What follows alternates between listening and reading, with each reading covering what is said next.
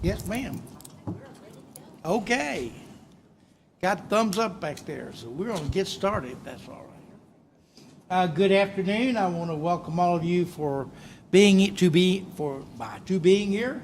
My name is Steve Clark. I'm the president of the Fayetteville Chamber of Commerce. Thank you for coming to the forum.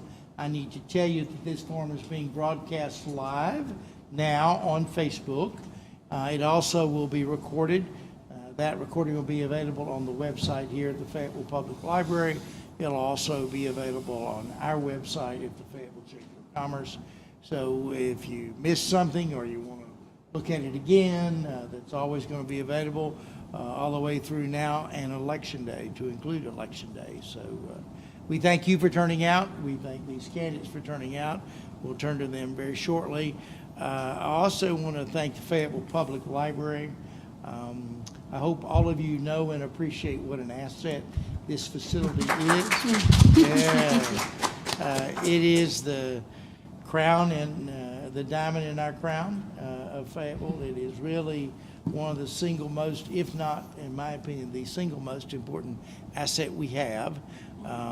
And that is because it is open to everyone, welcoming to everyone, and has something for everyone. And there are very few institutions in any community that can say that. So thank you for supporting our Fayetteville Public Library. We at the Chamber believe that this is the distinguishing factor oftentimes between our community and many others. And so we often say, people who come to visit, have you been to the library? And it's an unusual question to ask. Not when you go there, you won't see it was unusual at all. So again, thank you very much for being here. I'm going to tell you about our process for this candidacy with a forum between city council members seeking to be elected to Ward 2, Council Member Mark Kinion and Sarah Moore. So this forum will last an hour. Each candidate will be given 5 minutes for opening statements. Each candidate will then be given 3 minutes for closing statements.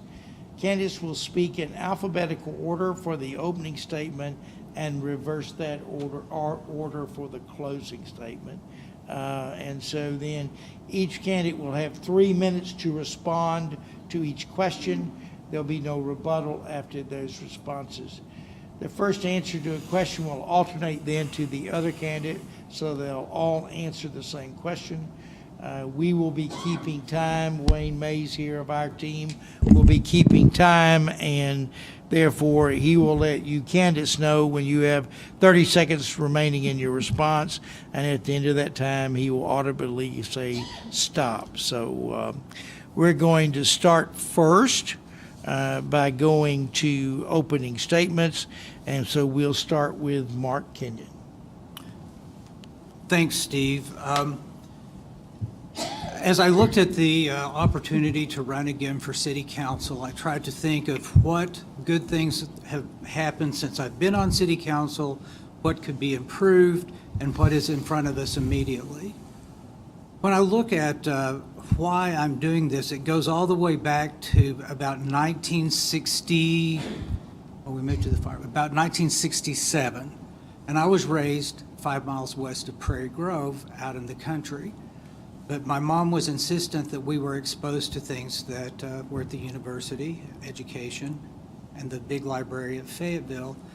And she would allow me, for a quarter, I could take the Greyhound bus that went from Tahlequah to Fayetteville through Prairie Grove to come into the city, and the old bus station was by the old library. And I would check in when I got up here with the librarian because my mom knew them well, and then I would let them know when I was leaving. But it gave me a great love for Fayetteville as the trade center of Northwest Arkansas. And I've carried that love with me throughout my career and the 65 years of my life. So currently, let's move to what's happening in Fayetteville. We're soon going to be the largest city in Arkansas. And with that comes challenges. It also comes opportunity. When I move forward, I always think of the 3 tenets that we learn in public administration, and that is the social impact, the economic impact, and the environmental impact. And you can do a simple Venn diagram of that, but of course it's never that simple. Everything interacts and one thing leads to another. Another thing that you have to be careful with is to understand that the activity that's in front of you as a government leader is dynamic. It changes. If I hear an argument that is compelling or associated with something in the future, I will change my point of view, but I will never change my values. I mentioned that there was some good things that happened in this city in the past 12 years while I've been on the council, a lot of good things. What is a landmark activity on many levels is our civil rights ordinance. If you'll remember, the first ordinance failed. It was definitely in the right direction to offer equality, protections to a broader range of the citizens that live in Fayetteville, and to let them know that everyone is welcome here. But at that time, it wasn't seen as business friendly. But you know, the business community didn't give up, thank you, Steve, and the organizations that fight for justice didn't give up, but they worked together. And that's what I think I saw with that activity that is so impressive about our city. The citizens here, regardless of their political view, have engagement. We have a very engaged city here. And what that does for a community leader is it gives you a lot of opportunity to hear a lot of different points of view.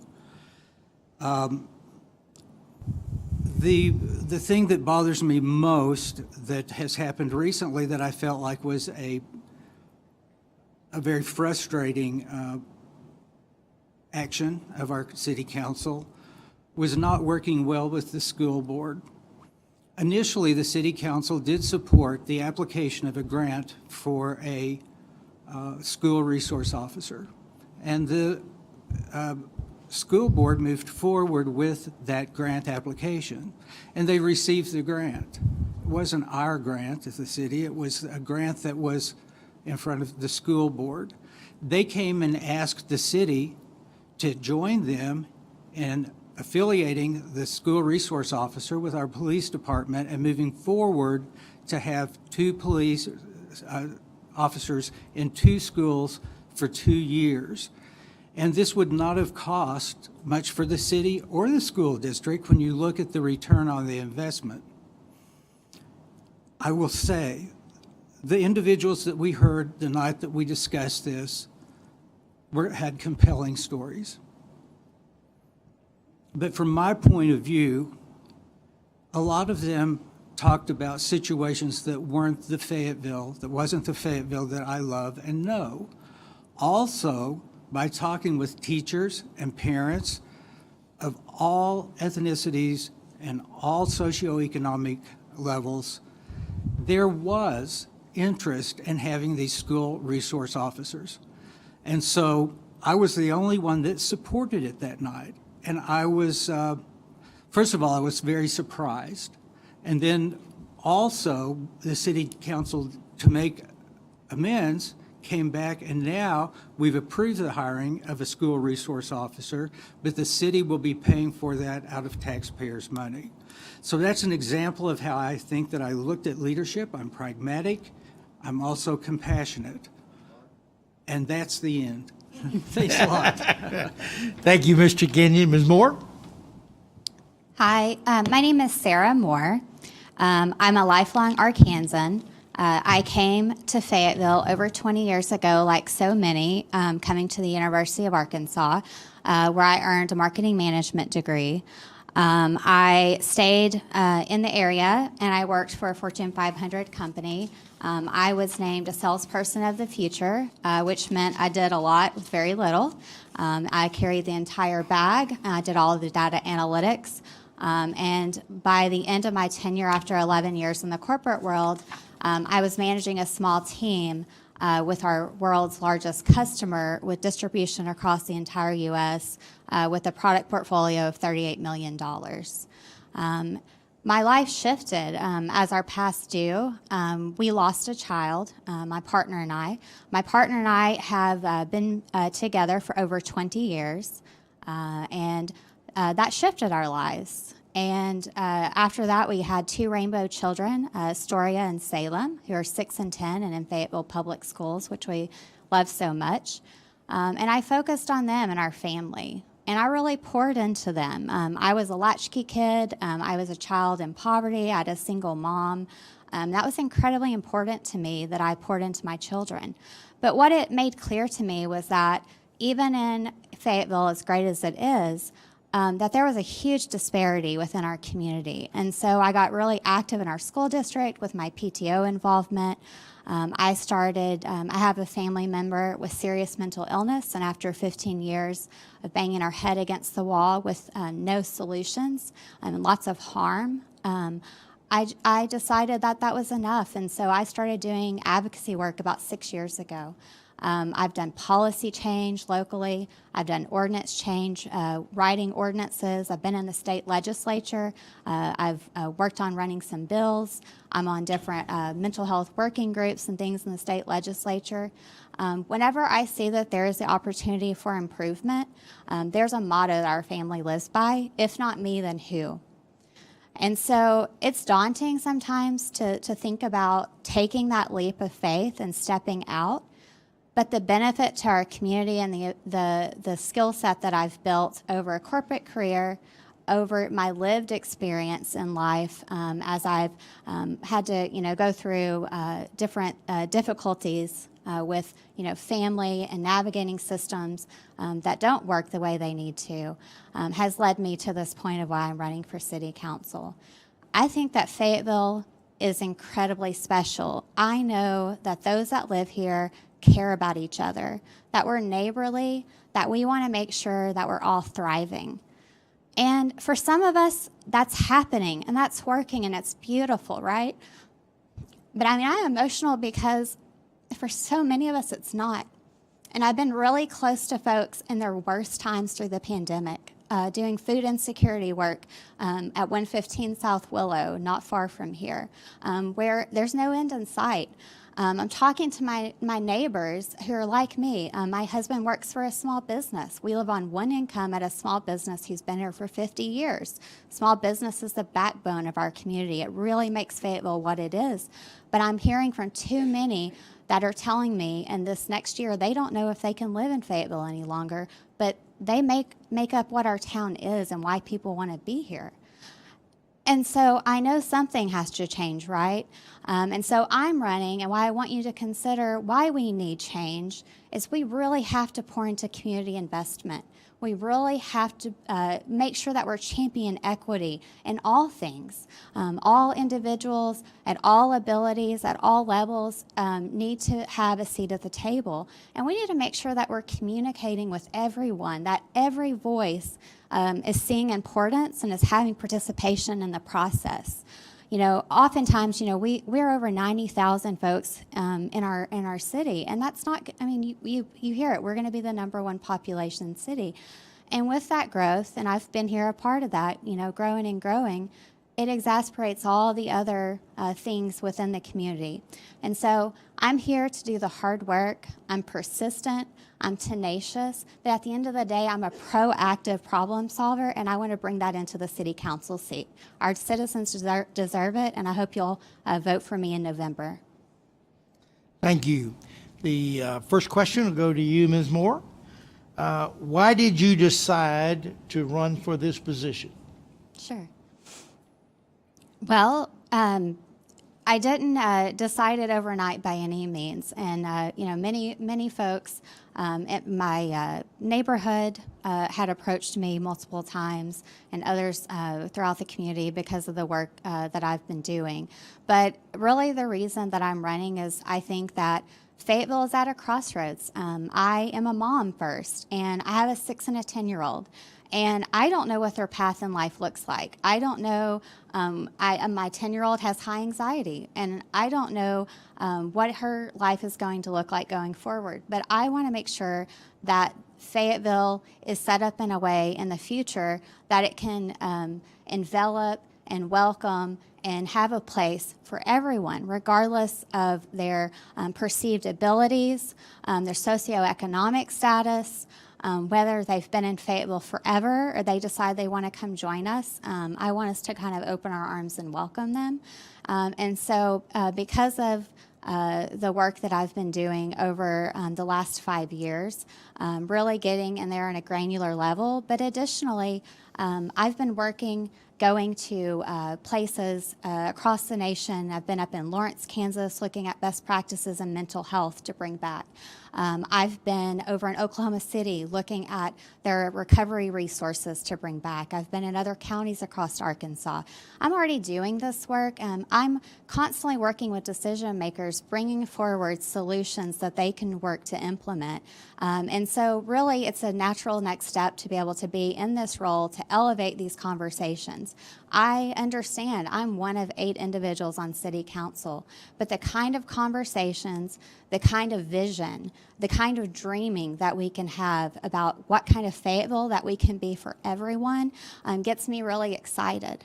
I want my 6 and my 10-year-old, no matter what they end up becoming or doing, to be able to choose for themselves whether or not they have a place in Fayetteville, not the other way around. And unfortunately, that is happening today. And I think that we need to roll up our sleeves, get together, get more voices to the table, and really take care of everyone and make sure that we live up to that ideal that that Fayetteville can be welcoming to everyone.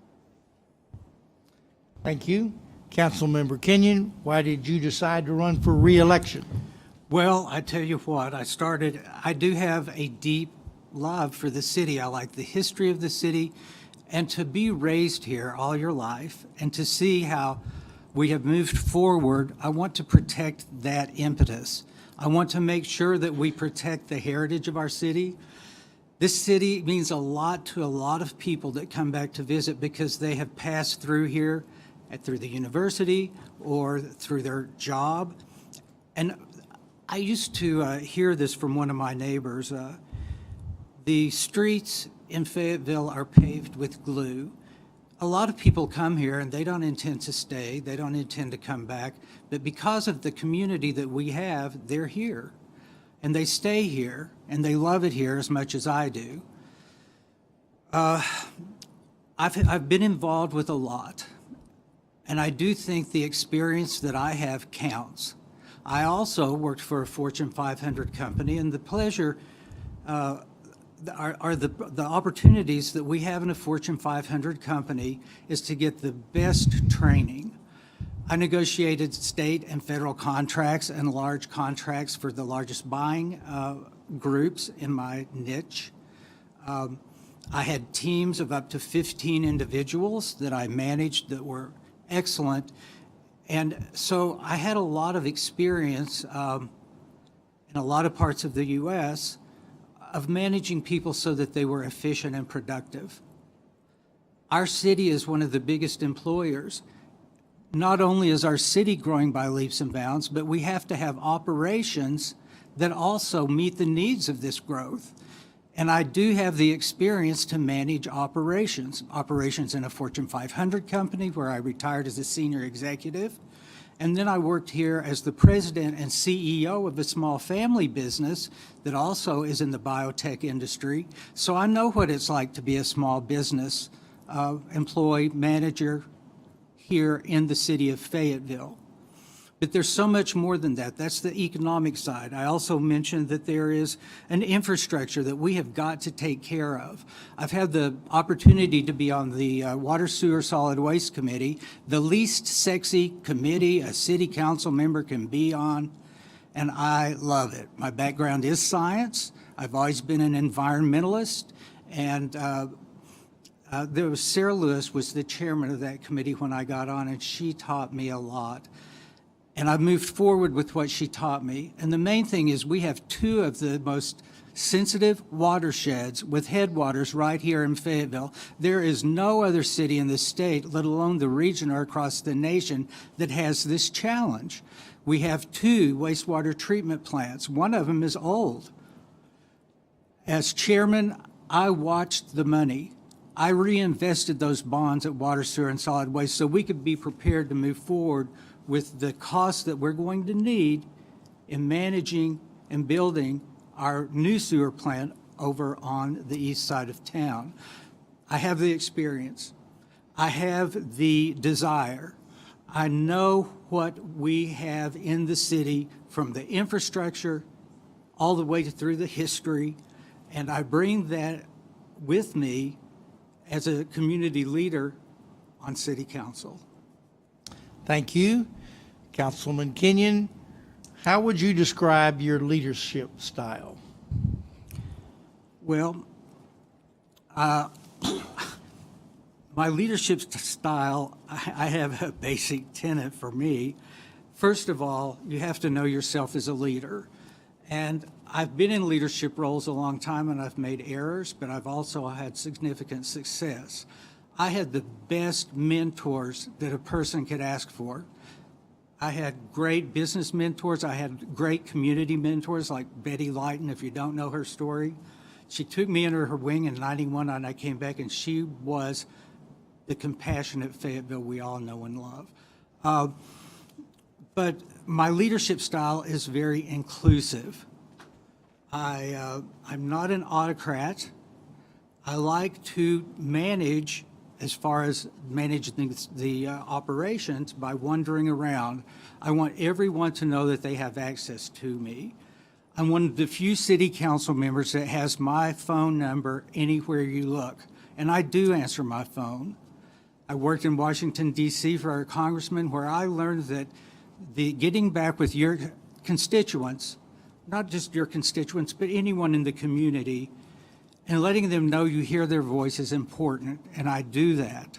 They're not always happy with the information that we get, but I do keep that phone number on all the time.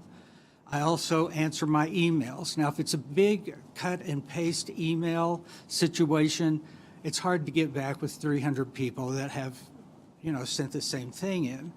But I don't know how many situations I have helped resolve because the person could not get the services, or they had a concern about the infrastructure, and we took it through the system, and they did call me, or they did send me an email, and that's as important as anything. So I'd see myself as an operational person. I like that. I see myself as a good financial manager. I've been on the audit committee of the city for years, and that gives you a good insight of the financial workings of our company, so to say, of the city. It's irreplaceable experience. I understand the environmental responsibility that we have, and I've had leadership roles, for instance, with other nonprofits to make sure that we're meeting the standards that are expected by our community. Thank you. Ms. Moore, how would you describe your leadership style? I would say that my leadership style over time has evolved. As we, again, have life experience, we might make one approach. In the past, in the corporate world, there's a lot of reward for going it alone, trying to be the shining star or the hero, and there's a lot of accolades for that. But that doesn't build incredible community. What I've had the privilege over time in Northwest Arkansas of doing is learning from others, trial and error, having tough discussions, getting our elbows dirty, and just really learning and being introspective about yourself, I think, is incredibly important. I think really honestly going to a really vulnerable place and being honest that we don't always have all the answers, but that we'll do the work, we'll do the homework, we'll research and investigate and look for evidence-based approaches that involve all of us. And so I would say my leadership style as it evolved is that it's incredibly important for me to make sure that I'm hearing from those the most impacted, closest to the situation and the problem, and bringing them forward as part of the solution as well. And so my leadership style is a consensus builder. I've been out to 2,907 doors because while I think I know what's going on in my community, Ward 2 is quite large, and every neighborhood has uniqueness. And it's so incredibly important that I'm not myopic and that I really am hearing from each individual portion of Ward 2 about what their needs are to really influence how I lead going forward. And so I would say, again, that it's incredibly important that I'm doing the work to really hear from everyone before I move forward. And then I'm okay to make those tough decisions because I've done the homework. I've gotten the data, I've gotten the evidence, and I've gotten all of those impacted and involved coming forward so that we can have a better solution where we all come away feeling bought in to what we're doing going forward. And that's going to continue to be a struggle and be hard in Fayetteville as we do get larger, to really protect that uniqueness of each of the neighborhoods while honoring and respecting and welcoming our new neighbors. Thank you. Ms. Moore, the question to you is, what do you believe is the most significant challenge facing our city over the next 4 years? Sure. Our growth. You know, we're growing and growing and growing. So it's all the things that entails.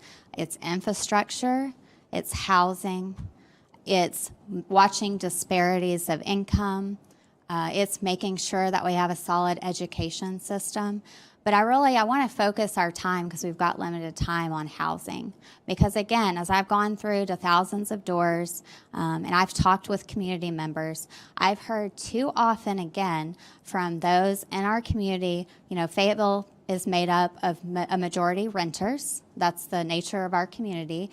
And the majority of individuals that I've talked to on their doorsteps that are renting and been long-term renters, 10 years in some locations, are telling me, I don't think that I can stay here long-term in Fayetteville.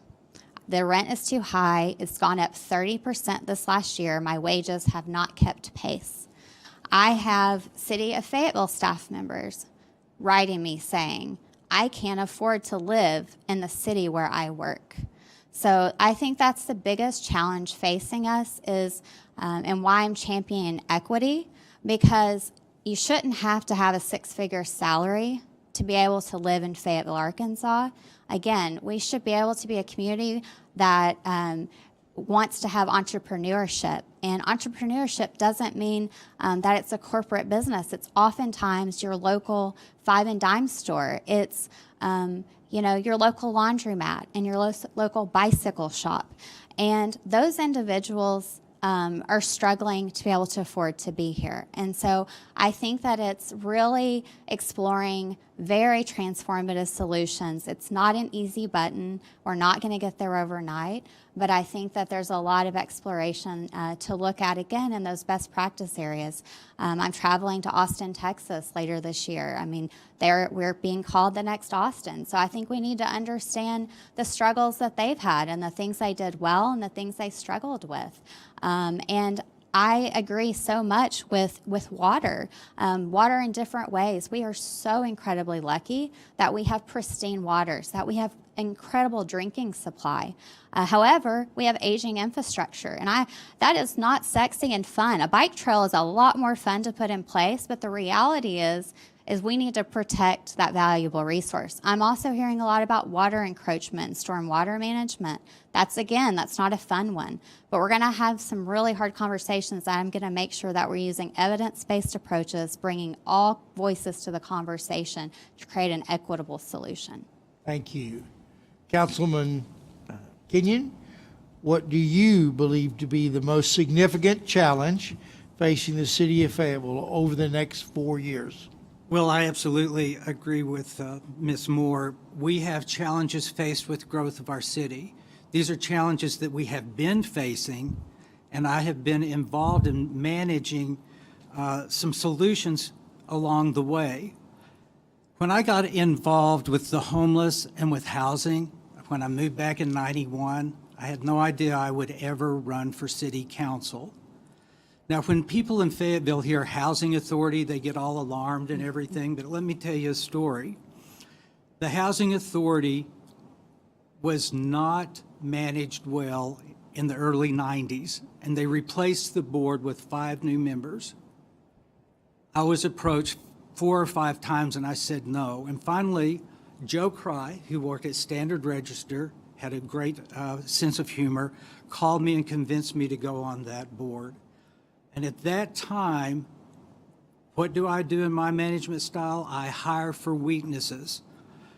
And we realized, the first thing I also do whenever I go into a job is I try to meet with every employee that is going to have an impact on the moving forward and get their point of view. And you know, we discovered there was a person in that administrative office that didn't have a college degree, that was always an assistant, that had more knowledge about HUD and housing than anyone I've ever talked to. And so we took a chance and we put her as the administrator of Housing Authority at that time. And under her care and with the resources that the 5-member board brought into the community, at the end of 5 years, our housing authority was in the top 2% ranking of housing authorities in the nation. And that was when I was president of that organization, chairman. I'm not bragging, I'm just saying that it can happen. With that, Hillcrest Towers, the structure was evaluated, it was painted, we had new interiors, we got air conditioning for the first time, we get put in generators, all with federal funds that came to Fayetteville because we ran a good operation. That's housing, and that's how to get housing to people that need it. In addition to that, looking forward, I was part of the 5 members, because all of us on the Housing Authority did this, that looked at working with organizations, and we developed the Partnership for Better Housing. The Partnership for Better Housing. And now that is coming to fruition in the south part of town on 8 acres, purchased by grants that came in through the Partners for Better Housing. And the way that controls the housing price is to subsidize the infrastructure and the management of the development. So I have a lot of experience, and I do think it counts. Thank you. Councilman Kinion, please describe your plans on effectively communicating important issues to the residents of your ward. Okay.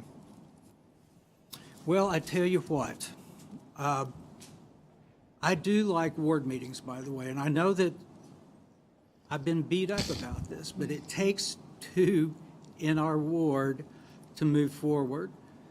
My colleague and I did have ward meetings when I was first elected, and no one showed up. I'm sorry, that's what happened. I think the best thing that we can do, and we've already instituted this, we instituted it before I was beat up online for not having ward meetings. Mike and I had already instituted the ward meetings moving forward because I do know that that is a good tool. But in addition to that, the best way for me to communicate one-on-one is to be available. Call me, send me an email. I think that we do have an engaged community that does keep up with issues, and they do seek information, and they do find information. And I send out a lot of information, but before anyone beats me up any further, I do like ward meetings. If you knew me back when I was president of the Wilson Park Neighborhood Association, we had the best neighborhood association with the best meetings and the best communication when I was the head of that. Would you agree, Scott? That's what we're going to do with the ward. Thank you. Ms. Moore, what are your plans to effectively communicate important issues to the residents of your ward? Well, communication is so important to me. It's one of my platforms. And so I would say as our community has been growing, it looks a lot different than just me. And I recognize that. And We've done, different study. We've looked at and created, vision principles. And one of the things that we find, when we've done our census is that we're an incredibly diverse community, which means we don't all speak English. And I think recognizing that there's a great need to think about people have a better understanding when something's in their native language and more opportunities for working with the city. The city has done a great job. In the clerk's office, I really applaud a lot of the efforts to put more things online and digital surveys, signing up, you can sign up for email alerts. I think taking that to another level as we do continue to grow is important. And so I think offering in other languages on a regular basis, and especially in the, important meetings in Spanish, really exploring Marshallese. We have the fastest growing and the biggest population of Marshallese outside of the islands, and that's not going to change because of climate change taking their home. And they tend to find that they love Northwest Arkansas, and I love the individuals that are from the Marshall Islands. They're a great addition to our community. But also, I agree, ward meetings are incredibly important, and doing those on a regular basis. We've been so lucky. The silver lining of the pandemic has shown us that technology can be our friend, sometimes our nightmare. But Zoom, it makes things quite accessible, but also understanding the burden that many, folks don't necessarily have, broadband access, and so working on that as well. But many different avenues for ways to access people. Our lives are going at an incredibly fast pace. I hope that they'll slow down, but that doesn't look to be the trajectory. So I think finding communications more often that meet people where they're at, whether it's at the ballpark, whether it's at, Wilson Park, or, outside of one of the stores that people would frequent in their day-to-day, is going to be incredibly important going forward. That way, we're making sure to engage in and get more communication out to more of our community members. Thank you. Ms. Moore, the question is, what kind of economic development projects do you hope that the city of Fayetteville will embrace in the next 4 years? Oh, gosh. Well, in the city, there's a tremendous opportunity going forward with all of the growth that we're experiencing to really embrace that we have incredible regional partners in bigger ways. To be able to, work, there's been some Northwest Arkansas Council work and the regional planning to really, I'd love to strengthen between the city and the county even. We're one taxpayer. It doesn't really matter in my household where my money's going. It leaves. It goes to the city, it goes to the county, it goes to the state. And so any way that we can possibly use my taxpayer dollars more effectively, having those siloed agencies working more effectively together, we all win. And so I think that there's a tremendous opportunity when it comes to housing. Recently in the county and right in the city of Fayetteville, there was the possibility of a housing project called Veterans Park. We know we need housing. We have to solve for transportation.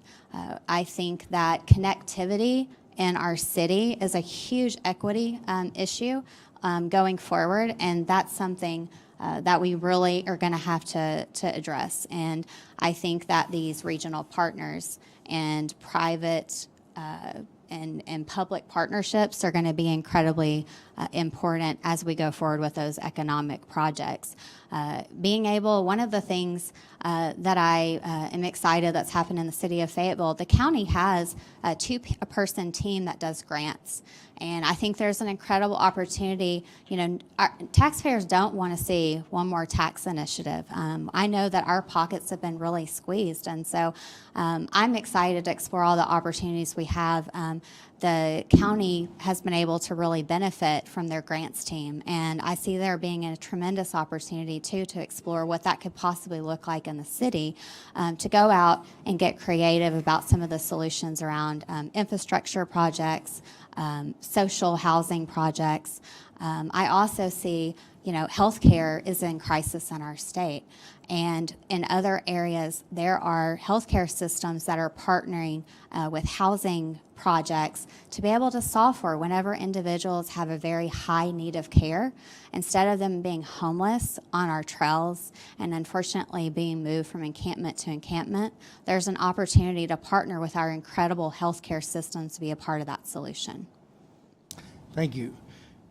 Ms. Moore? I'm sorry. I didn't mean to skip you, Councilman Kinion. How would you like to answer the question? What kind of economic development projects? This is something I like talking about. All right. We do have a lot of opportunity here to shape the economic foundation as we move forward, and it's absolutely true. We need to do this regionally.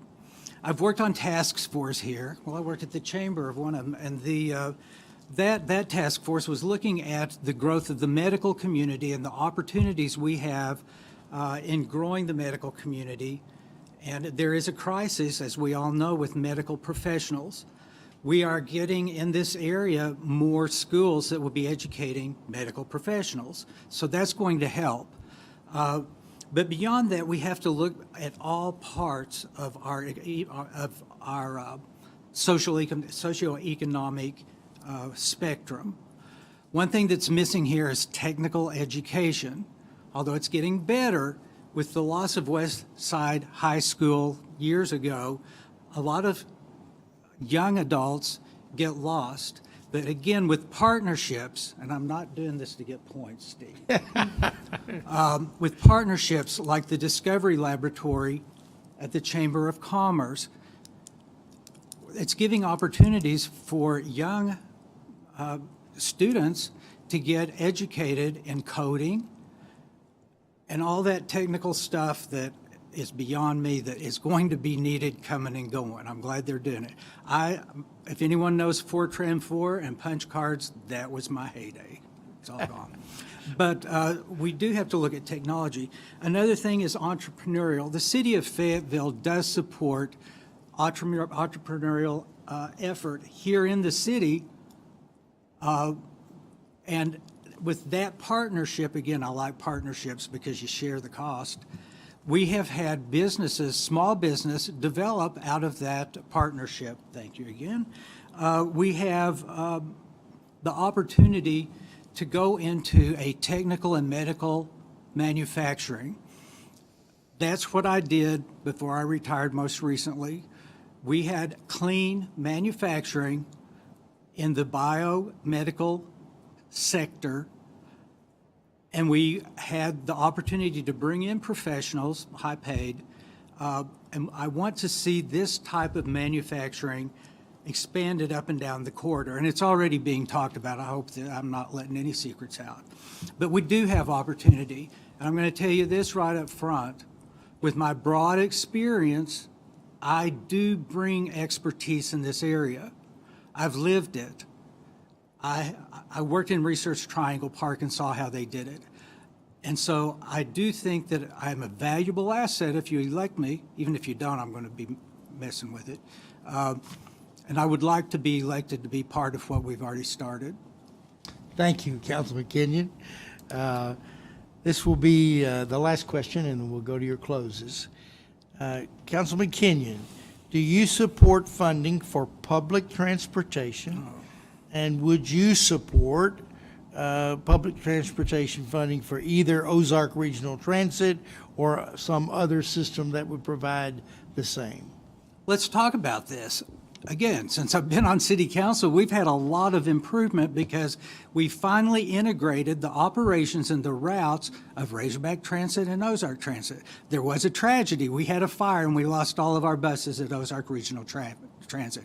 It put us back a while. But what do I like? I believe if you have a weakness, you go out and look for the talent and you bring it in. And we got a new director of Ozark Regional Transit that has already set into motion a very positive plan and strategy for growing. This is more of the buses and our transportation. The challenge is, and anyone that studies transportation and logistics, is having nodes of population with high enough density to take people from one place to the other. And so that's what's so important about us managing our growth. You might want to look online. Luoni is the name of the guy, I can't think of his first name, that published a study that goes up and down the railroad that's already here, that talked about having a short line railroad that went back and forth, and it is beautiful. It is genius.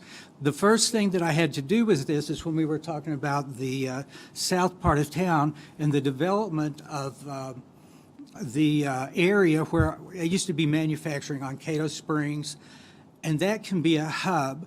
And this not only will help with the train situation and the passengers, but it will revitalize our airport, which is right down there too, so that we can have more access for people coming and going there. It is a beautiful plan. It's a very expensive plan. We're going to have regional support. It's out there. It's referred to a lot by people like me, and I don't want to lose the sight. But in the short run, what we've got to do is to make sure that we have areas where we have high enough density to have bus routes run through them.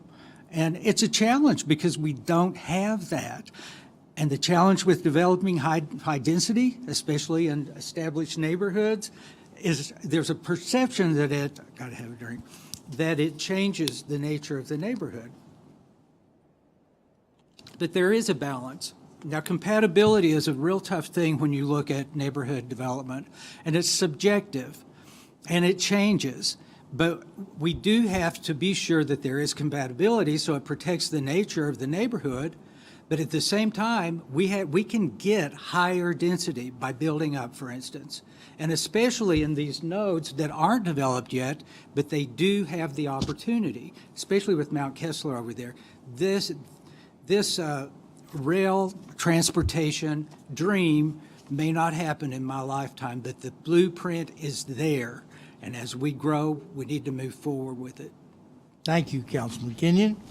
Ms. Moore, do you support public transportation, and will you support, as a council member, funding for either Ozark Regional Transit or some alternative that might be proposed? Yes, I definitely support a plan around regional transit. I really appreciate the efforts that Ozark Regional Transit and Razorback have made with the bus system. Obviously, whenever I originally came to the area, I was a student, and that was my first introduction coming from a smaller population area, from a smaller town to the city, to start to ever have any interaction to understand that I didn't need an automobile, that I could take a bus.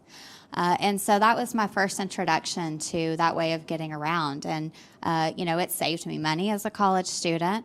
It was helping our environment, our planet, because I wasn't, running around in a car. And then it dropped me the convenience. It dropped me right outside of the building. And so especially when you like to sleep in late as a college student, that came in really handy. So, fast forward, to where we're at in present day, our bus systems today, if you've sat around or if you've been around town and you've witnessed, they're not always coming, at an interval that folks are able to get on in a very efficient manner and get to their destination. So, it's a full-time job to be poor in our communities across Arkansas. It's no different here.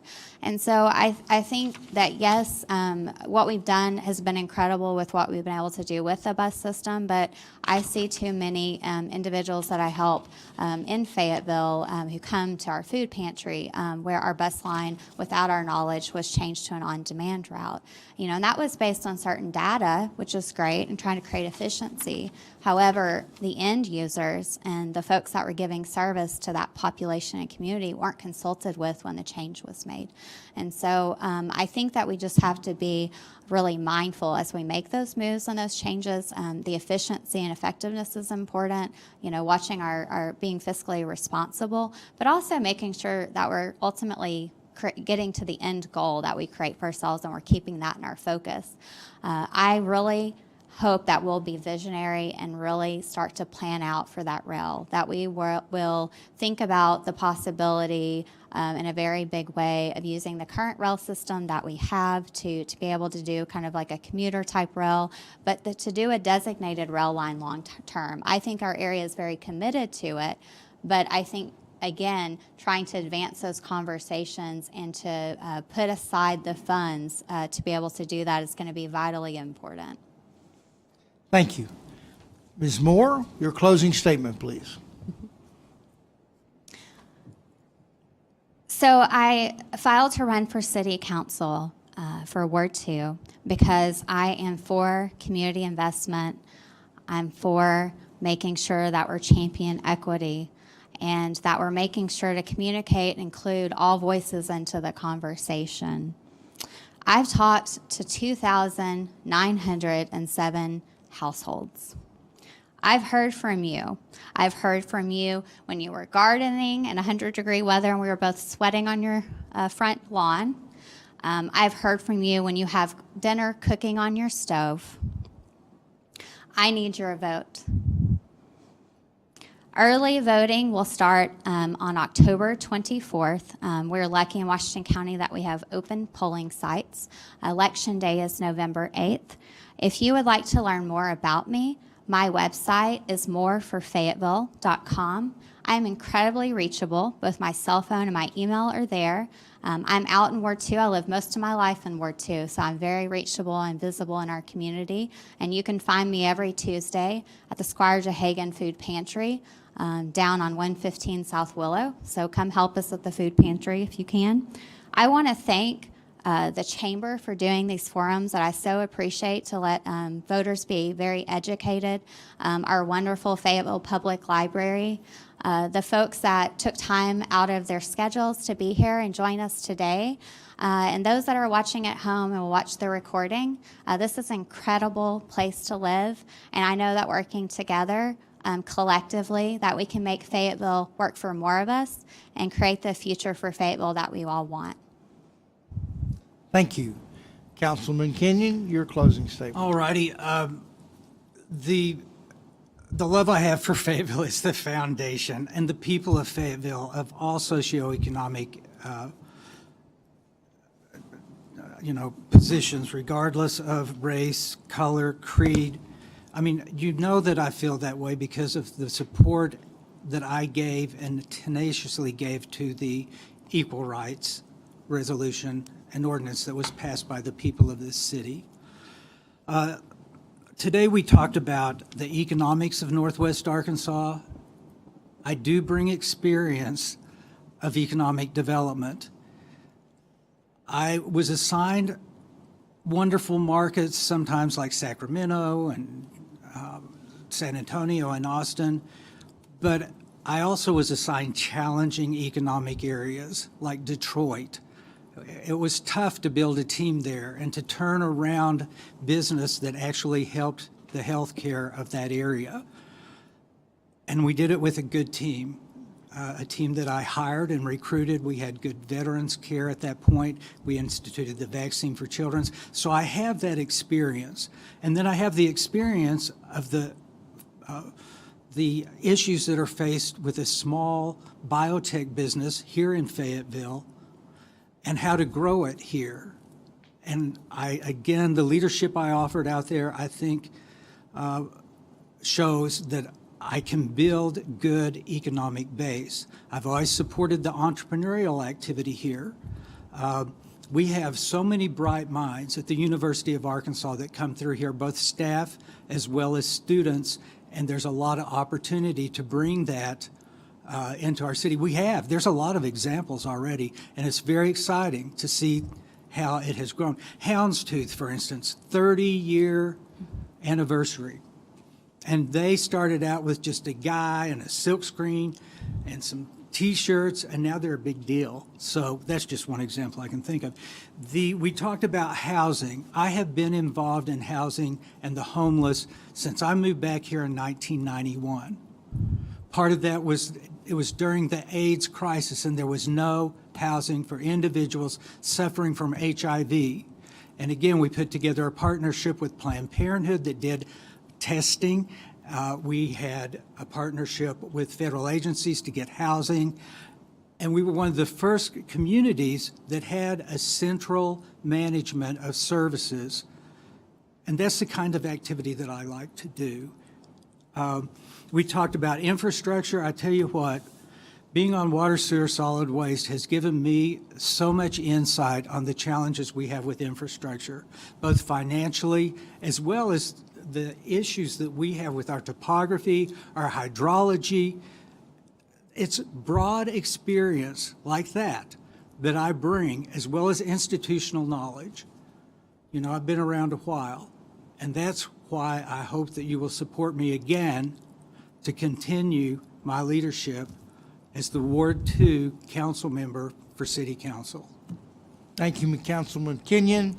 We want to thank you all for being here today. We want to remind you that besides being broadcast live on social media while this forum occurred, that it is recorded. You can find it on the library website, Fayetteville Public Library website.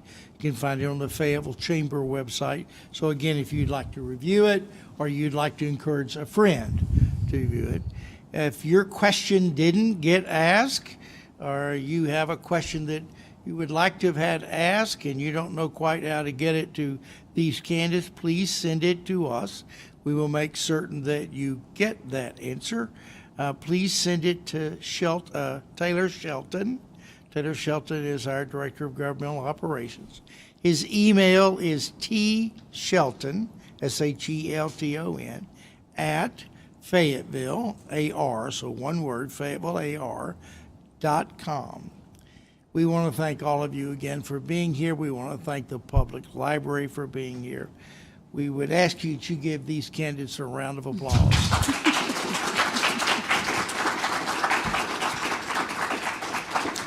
Thank you so much, and we'll be adjourned for about 3 minutes and get ready to start another forum. And they are doing early voting at the library this year. 3 days. Oh, thank you. Justin Tennant, as I live and breathe, you just can't stay away from city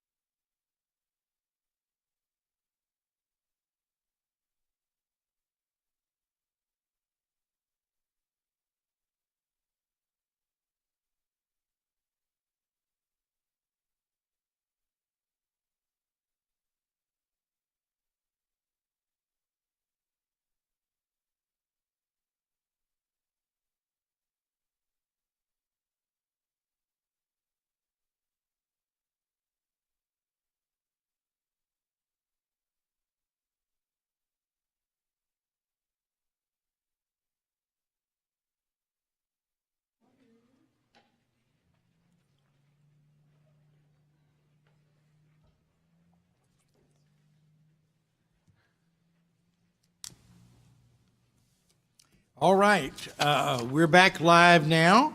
I want to welcome you all to the Fayetteville Chamber of Commerce program for a conversation and a forum with candidates for city council, candidates for Ward 3, I started to say Ward 4, that'd be a mistake, for Ward 3. I want to thank you for being here. I want to let you know that this is being broadcast live on Facebook. It's also being recorded. This forum will be available after the forum is ended on either the Fayetteville Public Library website or on the Fayetteville Chamber of Commerce website. So you can see that or revisit it if there are issues you want to listen to again or you'd like to share it with somebody. So please know that this is available from this day forward all the way through the election. Please understand that the purpose of this is to get the candidates in front of the people, both electronically as well as personally, with the idea that you get some idea or some background as to what it is they are representing and what it is they are aspiring to. We'll ask a series of questions. We may not get your question asked, and if we don't, if you have a question that didn't get asked, you can submit it to us at the chamber. You would submit that to Taylor Shelton. He is our Director of Governmental Affairs. His email address is tshelton, SHELTON, at Fayetteville. Add the two letters AR, FayettevilleAR.com. Let me give you the ground rules for this afternoon, and then we'll get started. The ground rules are simply this, that the forum is exactly 1 hour. Candidates will open with a 5-minute opening statement, and they will end with a 3-minute closing statement. Questions which have been prepared will be asked. We will ask the questions in alphabetical order and then switch it the next time back. So in this instance, we'll do that with opening statements and then with closing statements.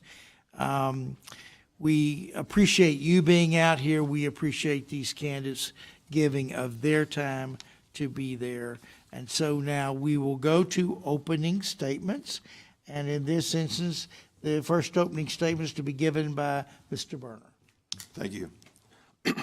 First off, I'd like to thank the Chamber for hosting this forum. It's very informative for the public and also for the library for hosting it as well. My name's Berna, and I've lived in Fayetteville for 20 years. Own a business here in town. I own 2 funeral homes and a cemetery here in town, and I started on the ground floor when I was a senior in high school in a funeral home in Van Buren, Arkansas, and I've been in business for 41 years.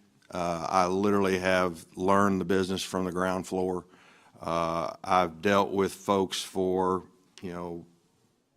over 30 years, directly face to face, during some of the worst times of their life. And it's taught me a lot of things. It's taught me, how to listen, how to really focus on people's needs. We purchased the funeral homes here in town in 2002. The first one was Nelson Berna Funeral Home, and then in 2010 we expanded and purchased Moore's Chapel downtown, the historic building off the square. I've been married for 33 years to my beautiful wife, Paula.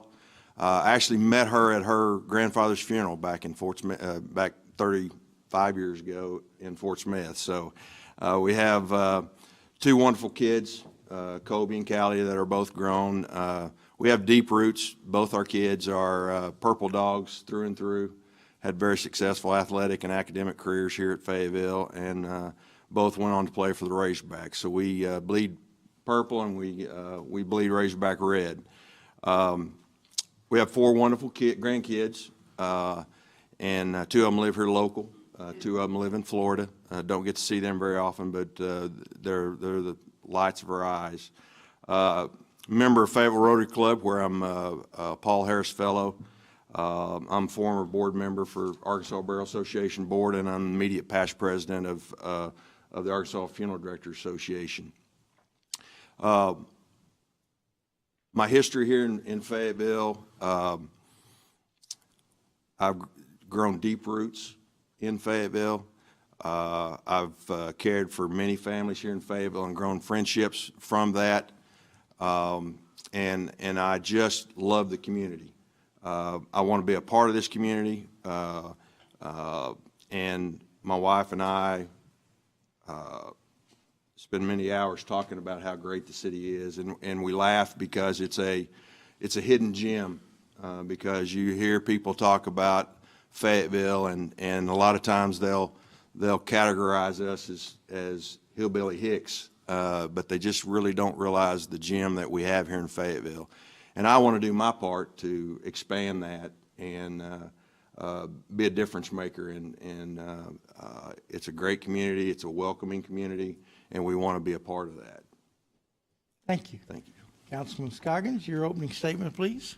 Well, first I'd like to thank the Chamber for putting on this event. I'd like to thank the library for allowing us in this space, and I'd like to thank the people that came out. I know there are more exciting things to do than this, but I appreciate y'all being part of democracy, being part of your city.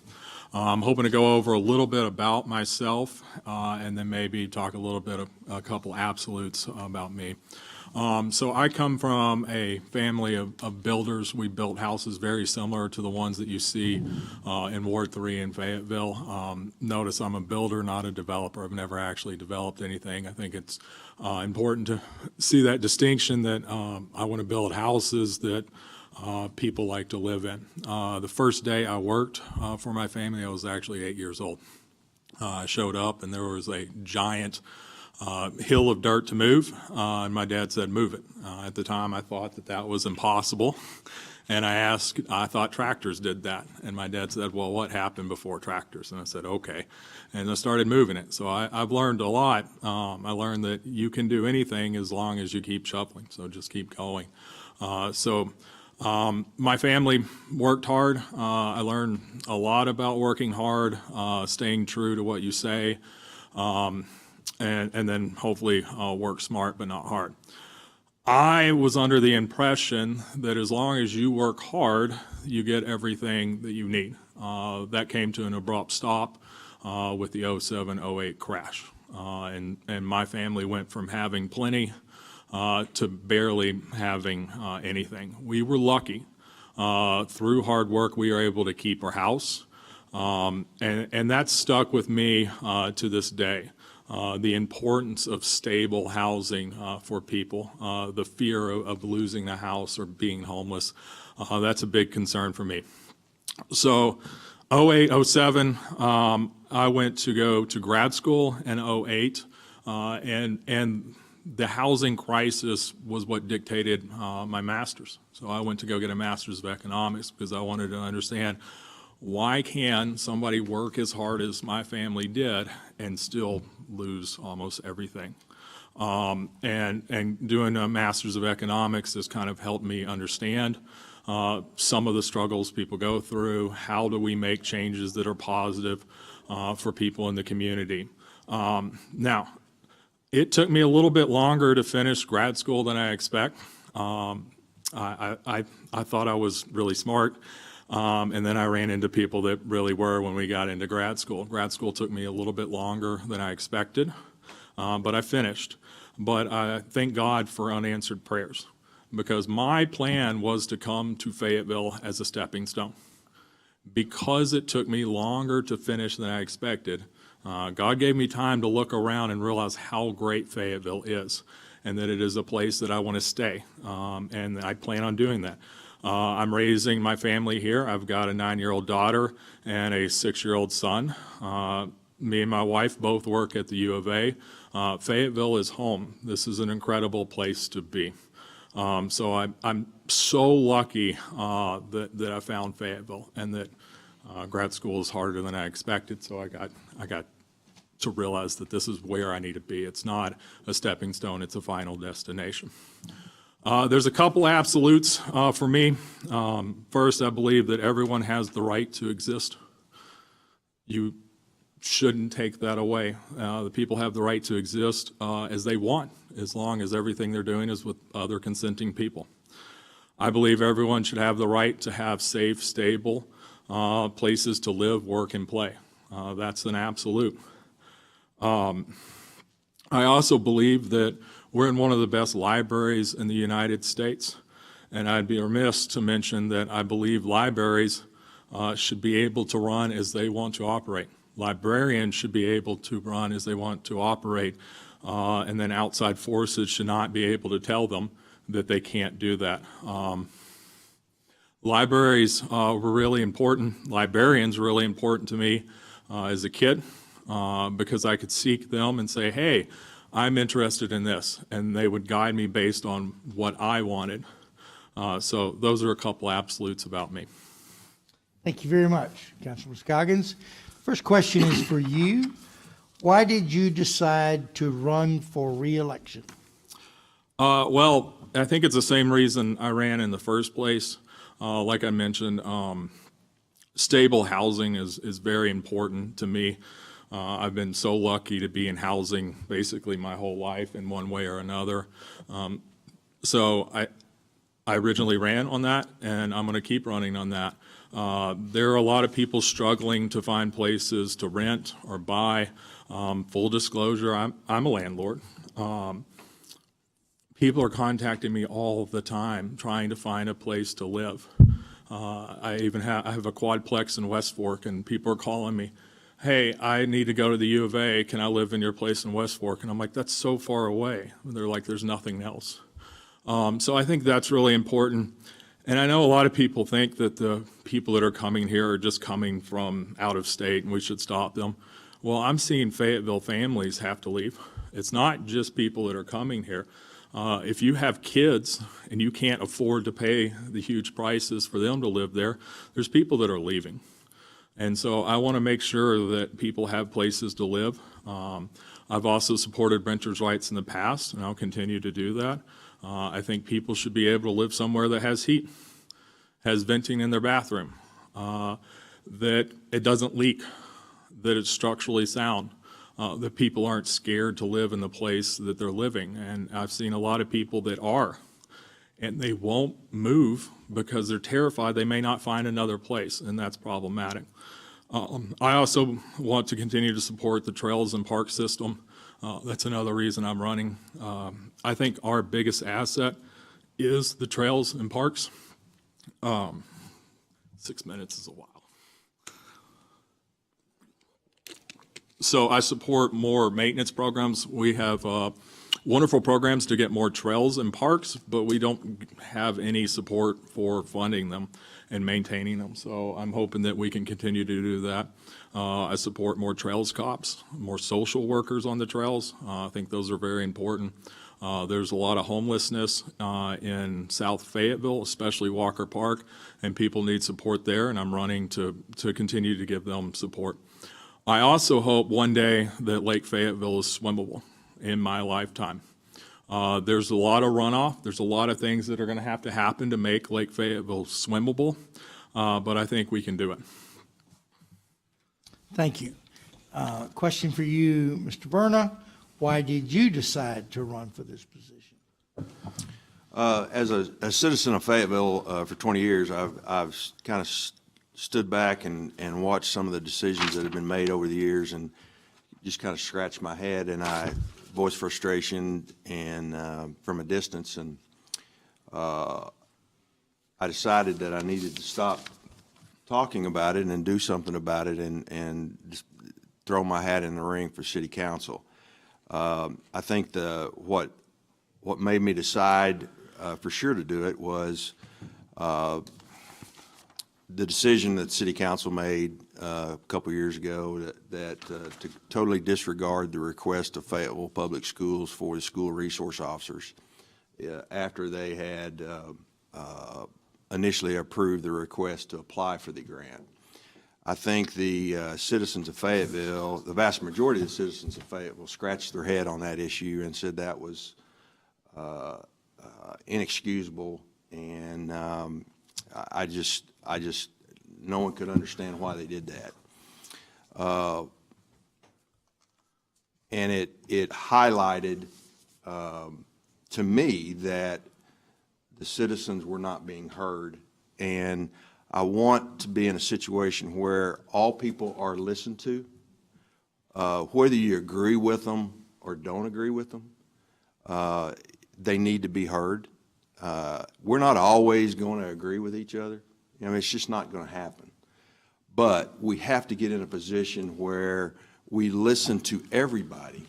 You know, people say we want to listen to everybody, but they want to listen to everybody until that person disagrees with them.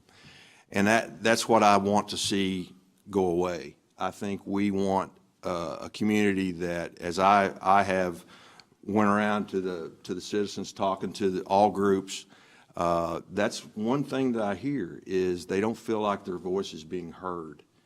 And that's what I want to facilitate, in the fact that I want to listen to everybody, people I agree with, people I don't agree with, so that I can educate myself on what the community is hearing, what they want to have happen.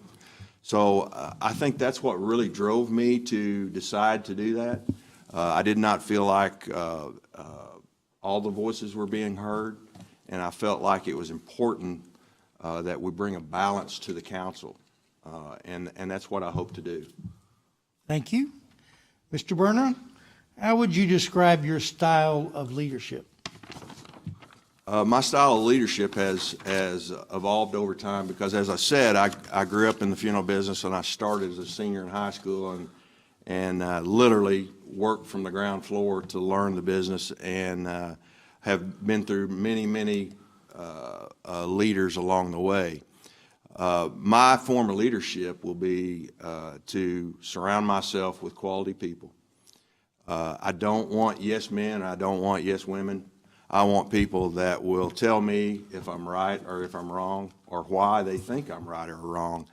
And then I will educate myself on both issues, both sides, and make a final determination. One of the frustrating things that I had when we were in the corporate world is you know, the ivory tower would dictate you to what you're supposed to do, and the people on the ground, the boots on the ground that had to implement that, knew that it wasn't the right thing, but that's what we had to do.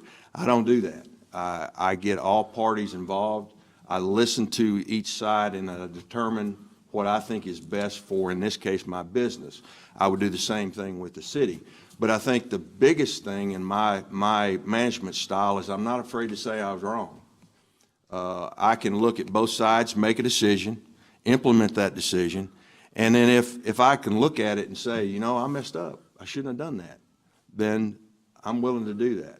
I'm not willing to hide behind the fact that I made the decision, that's the way it's going to be, and no more talking about it. We're going to evaluate it, and that's the way, you know, that's the way I operate my business now, and I hope to operate assisting with the city council.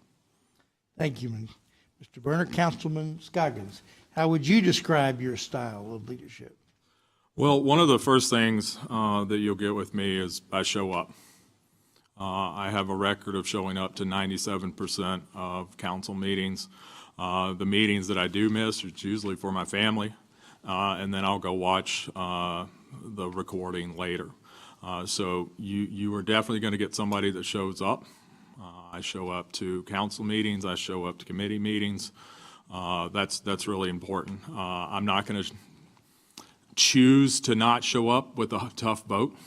There are some votes that probably would have been politically easier if I just hadn't been there. But you're going to get somebody that tells you what you're going to do, what I'm going to do, and I'm going to show up and I'm going to vote that way. I'm going to talk about transparency a little bit on a kind of leadership style. I think we're having a little bit of an issue with transparency in the city. I think things are being brought to council basically too late. We're told that we have to approve something immediately, or it's gone. And I don't think that is the way the city should work. Most things that are brought to us, we should look at them multiple times. And I'm started calling out the administration for that. I've started demanding more reads so that people have time to come and tell us what they believe. I also believe that public and private messaging should be the same. That if you meet with me, I'm going to tell you the exact same thing I'm going to tell somebody if I'm in the public. Those should match. They should not be independent of each other. And I also try to, when people want to talk to me, ask them to come to the meetings where it's recorded, where other people can hear it, because I want people to know the information that I'm basing my decisions on. So I also basically never agree to vote a certain way prior to a meeting. I get asked to do it all the time. There's developers that say, hey, can we count on your vote? There's citizens, hey, can we count on your vote? And I'll tell them the exact same thing I'm going to tell the public. I say, I'm interested in these things versus that. If I see these metrics, I'll probably vote this way. If I don't, I'll probably vote this way. And I stick to it. So I think that's one of the things you're going to get from me is the consistency. I do what I say, and I show up. Thank you, Councilman Scroggins. So the next question goes to you. What do you believe is the most significant challenge facing our city over the next 4 years? I think all of the issues the city is facing are almost all related. We have a great city, and with that comes issues. People want to move here, and unfortunately, it's causing a sequence of issues. Now, we can't make a moat around the city as much as some of us would like to. We kind of have to plan for the future. So some of those issues are homelessness. There's a lot of people that are getting pushed out of their houses, as I mentioned before. People can't find housing. People have been contacting me as a landlord, and even other instructors at the university have been like, I've got grad students that can't find a place to live. What do we do? So I think homelessness is one of the largest issues. Finding rent, places to rent is another one. Because there are a lot of people that are close to being homeless themselves. I know people that are stuck either at their parents' house or they're in environments that aren't good because they're staying with friends that basically aren't good influences and they would love to find somewhere else. So I think those are all related. As we try to build more houses, the next issue is stormwater management. So we're trying to put in more houses, and I think it's important that we update our stormwater management procedures. Right now, if an area is already flooding, a developer is not required to fix that flooding. They're required to just make it not worse. And so I'm hoping that the city can start doing more cost shares. So if you've got an area that's flooding and they're going to put in a development, the city needs to come in and say, hey, we can not only help you fix what additional flooding you do, but the current issues. And I've seen neighborhoods, like when a new development comes in, and they're like, we've got pictures of old floods, so they can't build here. And it's like, well, you just proved to them that they don't have to fix it any better than it currently is, and you brought them evidence. So that's problematic. So stormwater management is another major issue. Thank you, Mr. Scroggins. Mr. Berna, what do you believe is the most significant challenge facing the city of Fayetteville over the next 4 years? I think it's twofold. I think it's obvious the growth is an issue, but I also think budgetary issues are going to become a significant issue. And when I say budgetary issues, I'm talking about manpower. As a business owner, it has become increasingly important to identify good employees, and once you identify those good employees, you have to compensate them well. And we, as a city of Fayetteville, are going to have to get creative on how we compensate our employees fairly. And with that is going to create budgetary issues that we are not identifying at this point. I think that it's not just going to be a city issue. It's going to be every company in this country is going to be facing the same thing over the next few years. The workforce is going to require more compensation, going to require more benefits, and they deserve that. If they're good employees, they deserve it. But as a business or as a city, that comes with a cost. And we have to identify how we're going to address that, because we're in great shape now, but will we be in the same situation 4 years from now, as your question? I think it will become a more and more significant issue as we move forward. With growth, we saw it just, last week, that Tyson's announced that they're going to move their corporate headquarters all to Northwest Arkansas. That's only going to increase the outward pressure on growth. We're going to have to figure out how we can develop housing. We're going to have to figure out how we're going to do infill where it does not adversely affect the property owners. But we don't need to vilify our developers. I think if we can sit down with them and in each instance and get property owners and developers speaking together to say, hey, I want to develop this piece of property, but I don't want to adversely affect your property, then I think that's a win-win for everybody. And I think most developers would be more than willing to do that, because that's going to expedite the development of their property. So I think it's vitally important. It goes back to communication, where we get all parties involved, whether you disagree with each other or not. Get all parties involved and get what is best for Fayetteville down the road developed and done. But the outward pressure on growth and the financial aspects of keeping good employees, in my opinion, is significant. Thank you, Mr. Berna. Mr. Berna, do you support funding for public transportation? And will you support public funding either for Ozarks Regional Transit or for some alternative form that's offered? Absolutely. I think our community requires that.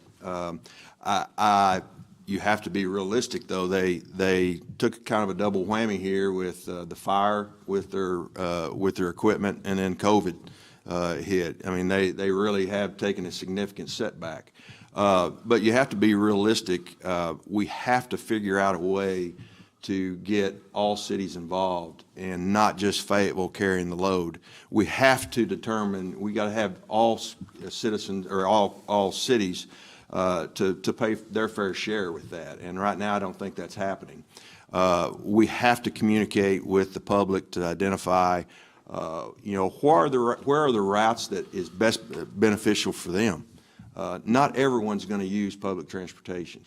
They're just not. So let's identify where the routes are that are most beneficial to the community. Regionally, I think it's a great idea, but it's hugely costly. Will that ever be developed in my lifetime? I seriously doubt that. Does that keep us from trying to work towards that? Absolutely not. But it is something that's going to be incredibly costly to do. But I do think that it is something that we need to look forward as we develop this community. As this Northwest Arkansas region develops, it's going to require that kind of public transportation. Thank you. Councilman Scroggins, the question is, do you support public transportation, and would you support an appropriation for either Ozark Regional Transit or for some alternative offered? Absolutely. I support what they do. I'm actually in the Parking, Transit, and Traffic Committee at the U of A, so I understand a lot of the struggles that the U of A and the Razorback Transit is going through. One of the things that they need most now is workers. And I really hope that some of the organizations, like the Chamber, some of the Northwest Arkansas Council can start getting programs for like CDL license, because they just don't have enough workers. I actually lost one of my workers that was working on a remodel because he became a driver for them, which I was like, that's great. That's so much of a better use of you than I've been doing because of the need there. I think Razorback Transit is like 20 to 30 bus drivers short. So even if we add services, buy more buses, if we don't have the people to run it, it's not going to get any better. So much so, at the last meeting, we talked about possibly getting larger buses. So currently, the buses for the Razorback Transit are about 40 feet long. They are demoing some 60-foot buses that pivot in the middle so that hopefully they can transport more people with less drivers, which is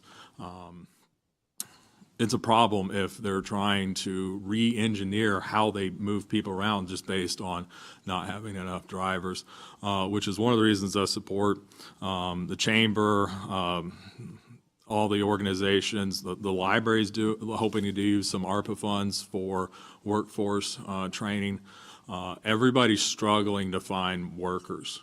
I need plumbers so bad. I need carpenters so bad, and we need the training so that people can go through that training and then hopefully can plug in. I think that's probably more important to businesses than anything else right now is finding those employees.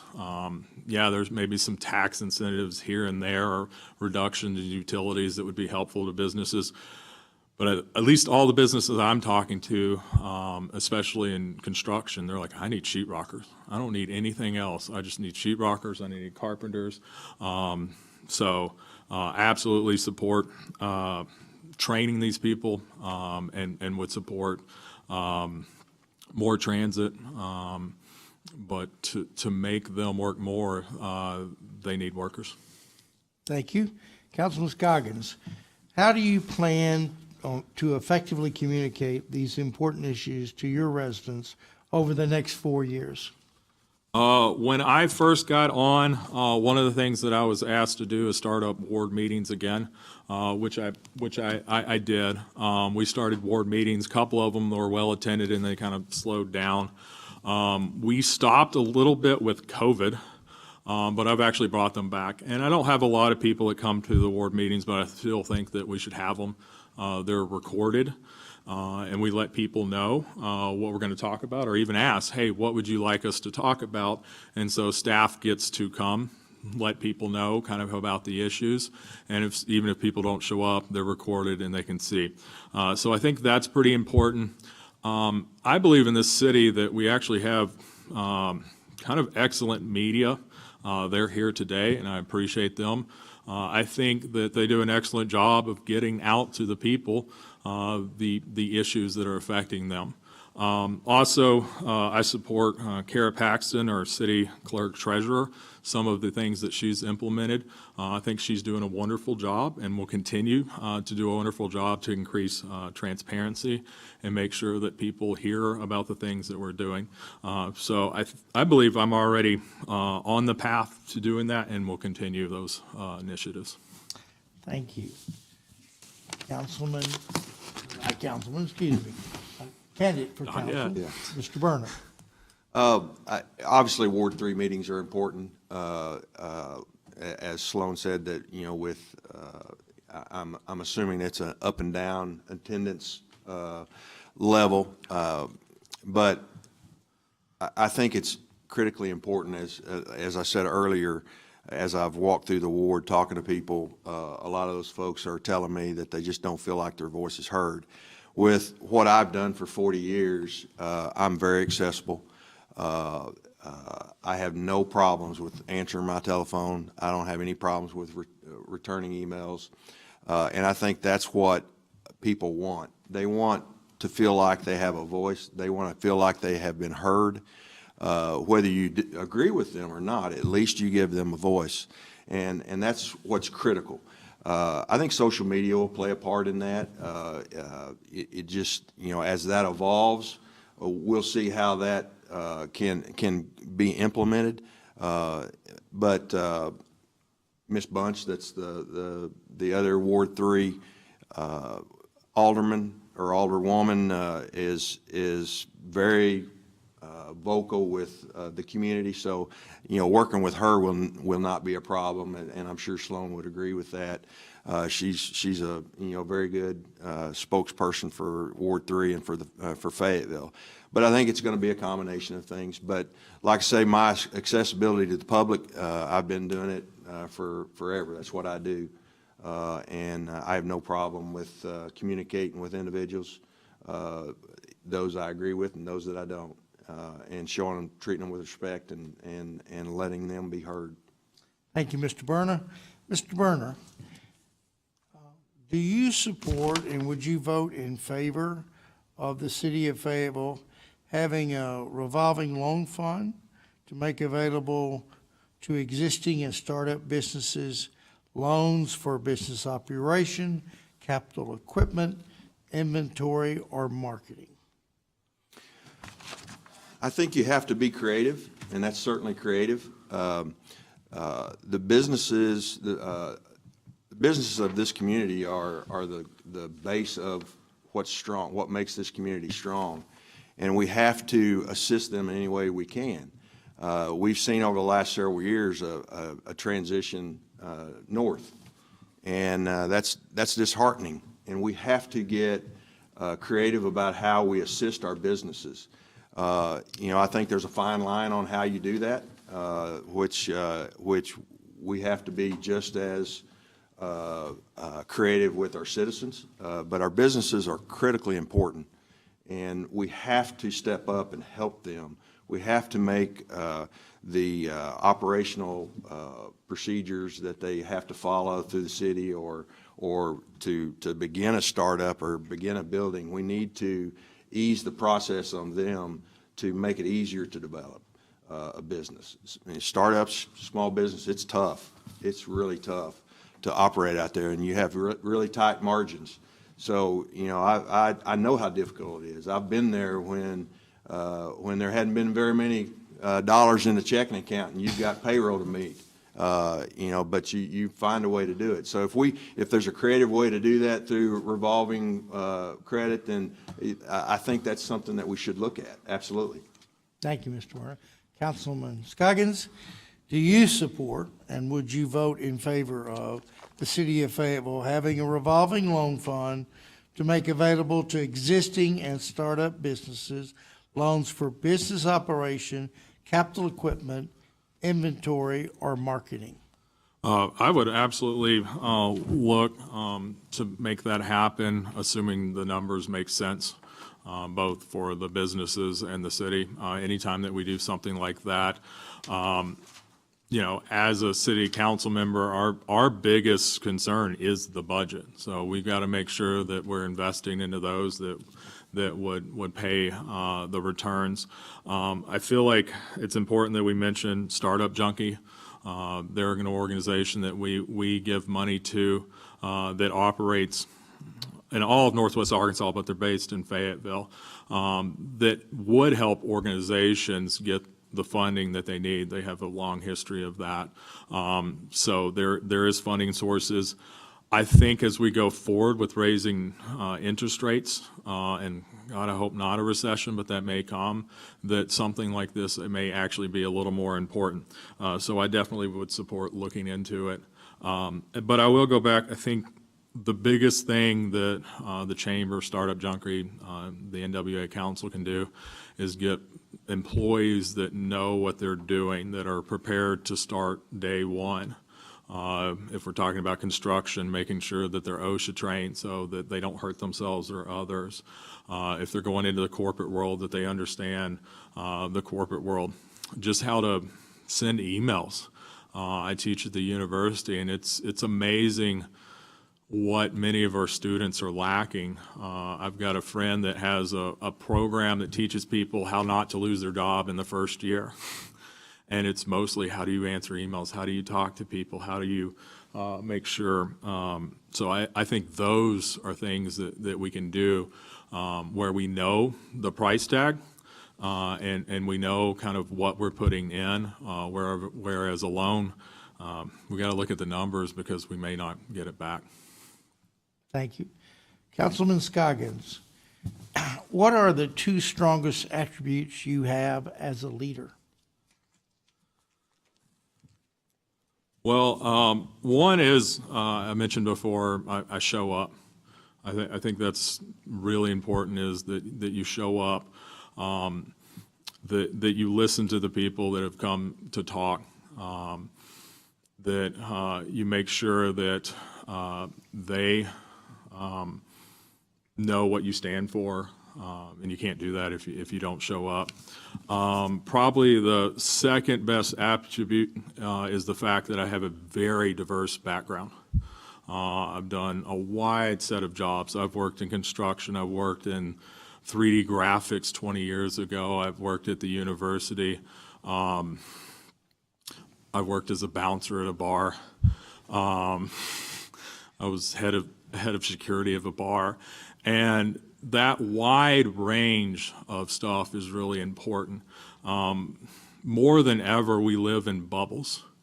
And I've got friends on the left, I've got friends on the right, and they have no idea what's happening on the other side. And by having such a diverse background of jobs, a lot of times I already know what the other side's thinking. So sometimes people say, hey, they're thinking this. And I'm like, they're not thinking that at all. That's not what's motivating them. And so having that background is really important. You know, I used to tell people I kind of lived on both sides of the track. I was a bouncer at the same time I was a grad student. And the things that the people were going that worked at the bar were so fundamentally different than the people that working at the U of A. And I can fit in either crowd. I always have been. So I think the diverse background I've had that allows me to understand where people are coming from and what's hurting them is probably my best attribute. Thank you. Mr. Berner, what are your two strongest attributes as a leader? I would say my work ethic is number one. My parents both worked in a factory in Fort Smith, Arkansas, and they worked 40, 50 hours a week to care for my sister and I. When they got done with work, they worked some more when they got off at a different job if they had to. And my parents taught me that nothing is going to be given to you. You have to earn it.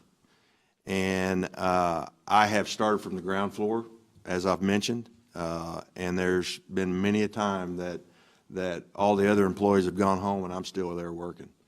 I'd never ask my employees to do anything that I'm not willing to do myself, and everyone that works for me will tell you exactly that. I send them home and I work a lot of times. And I think that's important because they have to see that the person in charge is investing in the business. They have to see that he or she is working to better the business and to better the employee's situation. I think they have to see that you're willing to make their situation better and work a little harder for them to be better off. The second thing is, again, it goes back to what I've done for years, and that's listen. You have to be able to listen to people. You have to be able to listen to people you agree with, people you don't. It's not good enough to just say you're willing to listen, but the key word is you got to be able to listen to people you don't agree with. It's easy to listen to people that you agree with. It's not so easy to listen to people that you disagree with. And I think it's critically important that someone is able to bring that to the council and to open lines of communication. And again, I do that in my everyday business. And I certainly would do that if elected to council. Thank you, Mr. Berner. This will be the last question before closing. Mr. Berner, what do you believe will be Fayetteville's fastest growing business sector in the next 5 years? Absolutely, no question. It should be, or probably will be medical. We have a tremendous opportunity here in Northwest Arkansas, and specifically here in Fayetteville. The development where Washington Regional has purchased the 15 acres in the Drake Farms area, that operation right there, and partnering with Alice Walton and Cleveland Clinic is an incredible opportunity for Fayetteville and for Northwest Arkansas. And I was kind of looking at some information, reading some articles, and I came across the Northwest Arkansas Council study and by Trip Umbach, and I was stunned. And it was talking about the Northwest Arkansas economic future would be strengthened by targeted health sector growth initiatives. And I was stunned by the number. It said the region is currently losing $950 million a year.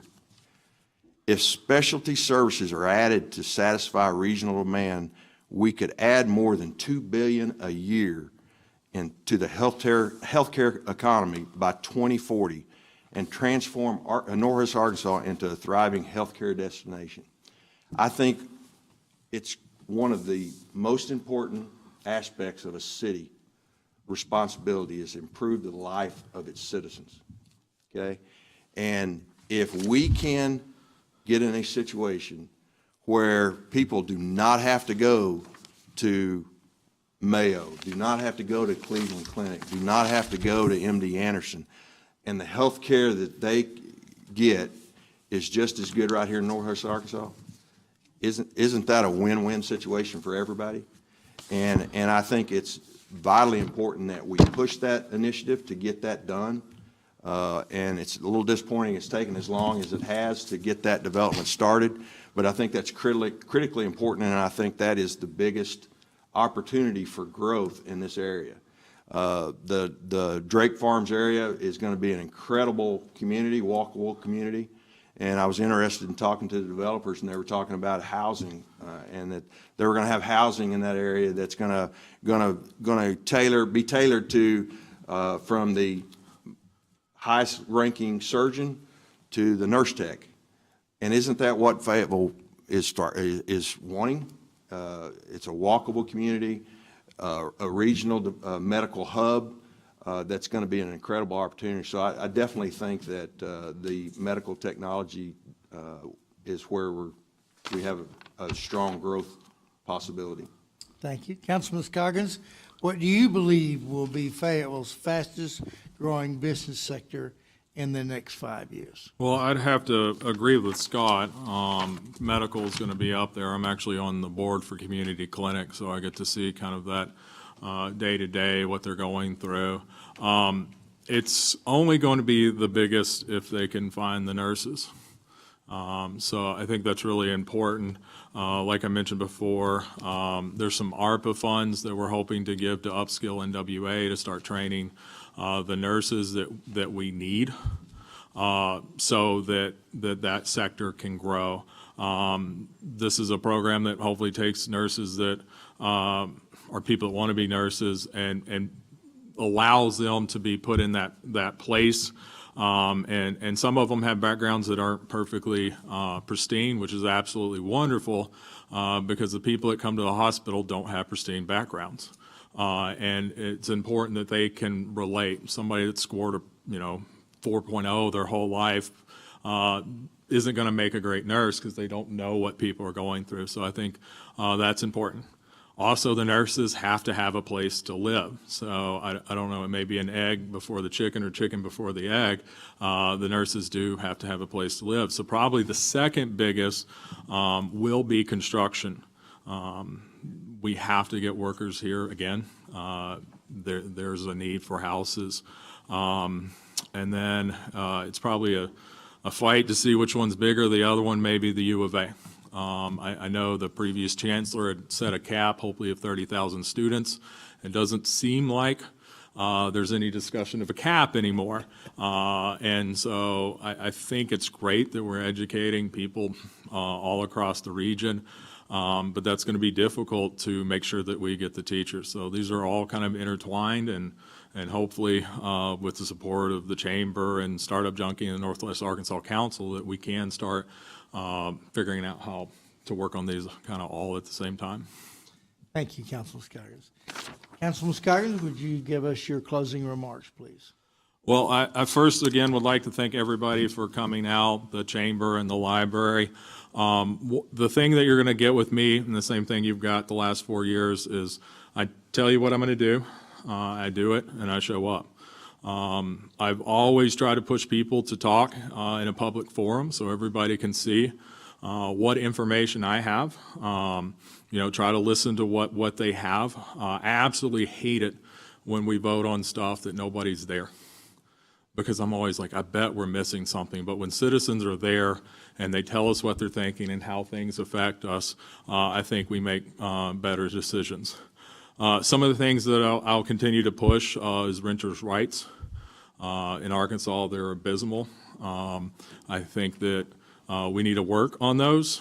And then there's an argument that people can just move. That's not the case. People can't just move. If they find a place, when they barely find a place, they're not gonna move. You're also going to get responsible development with me. I've pushed developers to go the PZD route, which means planned zoning district.